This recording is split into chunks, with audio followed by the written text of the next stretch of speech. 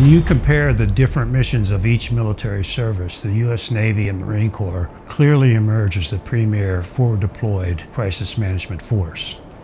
Not only can a carrier deter or stabilize a crisis in any part of the world by its mere presence, it also emerged as a foreign policy tool for all of our presidents to use. In 1954, we stood off that the Chinese would put two carriers out on either end of Taiwan, waiting for the balloon to go up, the war to start.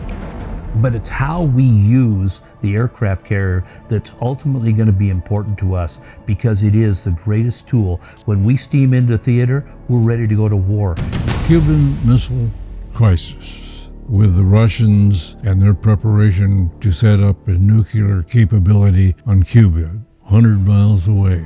And once again, where are the carriers? The North Koreans shot down the EC-121 reconnaissance airplane. We were up there providing presence of a Navy and a United States of America fighting force in case this thing got further. And in the Mediterranean, what that means is we're going to go in and assert our right to be in international waters around Libya. And if you remember their line of death, and when they met a criteria which we call on ROE, rules of engagement, the fighters met that criteria, and they were a threat to our aircraft. At that point, we fired missiles and shot them down. The most memorable, obviously, is after 9/11. Had the honor of being the strike lead for that mission. I was in command, VF-213. We had just pulled out of Singapore on the 9th. I love aircraft carriers.